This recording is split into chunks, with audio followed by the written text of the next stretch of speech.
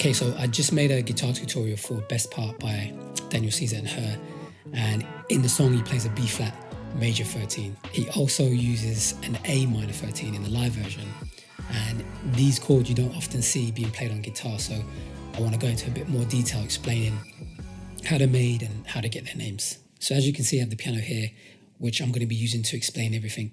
It's just a lot easier to understand and to illustrate when you have the notes laid out in a linear form.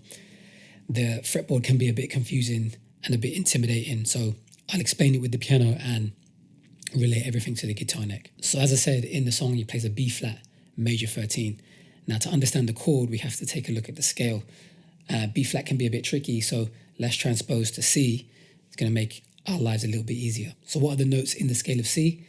C, D, E, F, G, A, B, and C. So all the natural notes, really simple, really easy. 1, 2, 3, 4, 5, 6, 7, and the 8th note being the octave. Okay, so the numbers are actually quite important because the corresponding numbers are what give the chords their names. I did a lesson last week explaining the difference between a major and a minor chord. If you've seen that lesson, you will know that if you take the first, the third, and the 5th note from a major scale, you get a major chord. If you flatten the third, you get a minor chord. Okay, so the next type of chord you would learn after that is a major 7. So it's just the 7th note from the scale, yeah? So we said 1, 3, 5. So A's the 6, B's the 7. There's a C major 7. So when you play an open C on the guitar, your third finger is playing the root, right? And your index is playing the octave. You're playing 2 C's. Technically, you're playing C, E, and G throughout, with certain notes being repeated. When you take your index finger off the C, the open B string, as we just saw, is the 7. So that's why it becomes a C major 7. Now, when I started playing guitar, I just knew shapes. This shape is a C major, this shape is a C major 7, this shape is a C add 9. Now I understand that you're just adding the note with the corresponding number from the scale, which is how it gets its name. Okay, so 1, 3, 5, 7 is a C major 7, 8 is the octave, and D is the 9, so C major 9.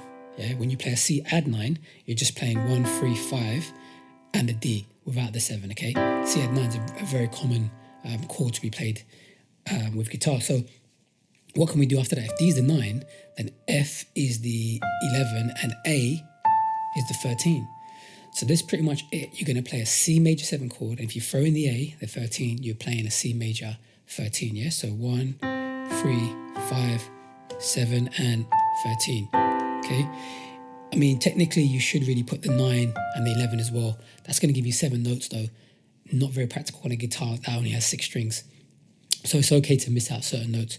You could even leave out the 1, you could leave out the 5, as long as the 3, the 7, the 13, obviously, if you want to put the 9 in, those are the chords that are going to add juice, add flavour to the chord. Okay, so let's apply that to the shape that we use on the guitar neck for playing the B flat major 13.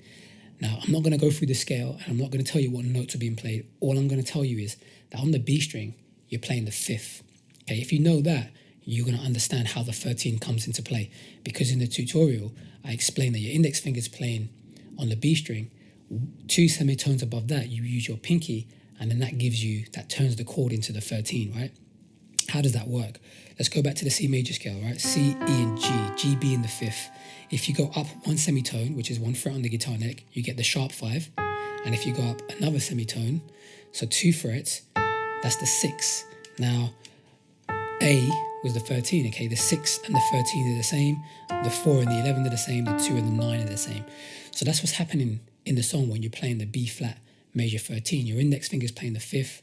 Your pinky jumps on 2 frets higher, and you're playing the 6th note, which is also the 13th. And that's why it becomes a B flat major 13. Hopefully that makes sense. It is actually pretty straightforward. The more you do this with different chords, the more you'll understand it. I would encourage you to just start off with the major and minor triads. Look at all the chords that you play on your guitar neck. Think about the notes you're playing. Think about them in relation to the scale. Things will start making more sense. So let's finish it there. As always, if you have any questions, just give me a shout, and hopefully I shall see you again soon. Take care.